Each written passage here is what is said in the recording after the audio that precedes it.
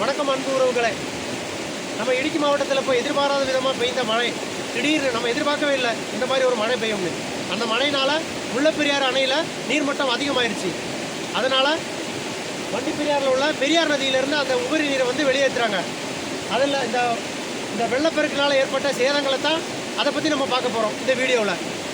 முல்லைப்பெரியாறு அணையில் நீர்மட்டம் கூடுதலாக இருக்கிறனால 13 ஷட்டர்களும் ஒரே நேரத்தில் திறந்து 1.5 மீட்டர் அளவு 13 ஷட்டரும் உயர்த்தி வினாடிக்கு 2000 கன அடி தண்ணீர் பெரியார் நதி வழியாக உபரி நீராக வெளியேற்றுறாங்க. அதனால் இங்கே வந்து நிறைய நாச நஷ்டங்கள் நடந்திருக்கு. நிறைய இடங்கள்லையும் நிறைய வீடுகள்லாம் தண்ணி ஏறி மக்கள் ரொம்ப பாதிப்புக்கு உள்ளாயிருக்காங்க. ஆனால் இனியும் தண்ணீர் அதிகமாக திறக்கப்படும் தான் இப்போ வந்த நியூஸின் படி கிடைத்த தகவல். இனியும் நீர்மட்டம் கூடும். அப்போது இவங்களெல்லாம் வேறு பாதுகாப்பான இடத்திற்கு மாற்றுறதுக்கு நடவடிக்கைகள் எடுத்துக்கிட்டு இருக்காங்க. இப்போ நம்ம பார்க்குற இடத்துலலாம் கருப்பு பாலம் பகுதியில் வந்து நிறைய வீடுகளுக்கெல்லாம் தண்ணி வந்து உள்ளே வந்து நிறைய சேதம். இந்த வீட்டில் உள்ளவங்களாம் வெளியில் தான் இருக்கிறாங்க, பொருளெல்லாம் வச்சுட்டு, எந்த பாதுகாப்புமே இல்லாமல் எல்லா இடங்கள்லையுமே தண்ணி. இப்போ இவங்க வீட்டில் இருந்தாலும் தண்ணியெல்லாம் வெளியேற்றிட்டாங்க. ஆனாலும் இனி தண்ணி அதிகமாக வெளியேற்றினாங்கன்னா இனியும் பாதிப்பு அதிகமாகும். இப்போ நம்ம பார்க்குற இந்த பகுதி தான் கருப்பு பாலம். கருப்பு பாலத்தில் வந்து பாலத்தில் பகுதி தண்ணி போகுது. இந்த மழையில் எங்களுடைய ஆரம்ப சுகாதார நிலையம் கம்யூனிட்டி ஹெல்த் சென்டர் இதுவும் 2 நாளாக ரொம்ப பாதிப்படைஞ்சிருக்கு. சகதி தண்ணி மக்களுக்கு வந்து ஒரு உடம்பு சரியில்லைன்னா அவங்க வந்து உள்ளே போகணும்னா வழி கூட சரியில்லை.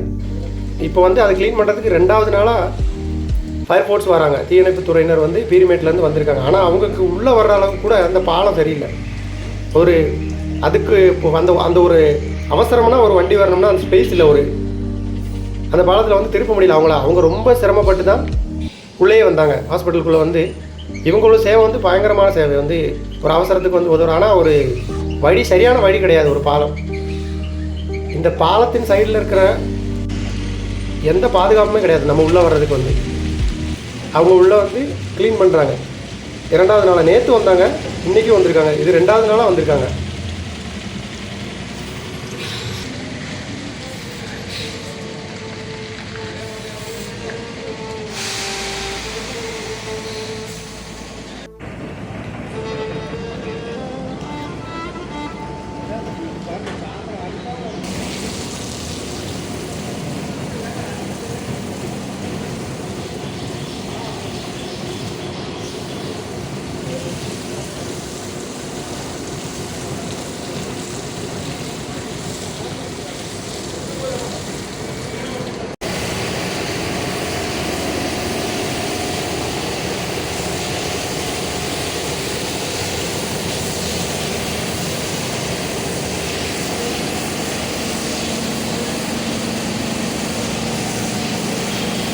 ஆனால் இந்த தீயணைப்பு துறையினருக்கு வந்து நம்ம பெரிய நன்றி கடன் பட்டிருக்கோம். ஏன்னா அவங்க வந்து அது சொன்ன டைமில் வந்து ஹாஸ்பிட்டலில் நல்லா க்ளீன் பண்ணி கொடுத்துட்டு போகிறாங்க.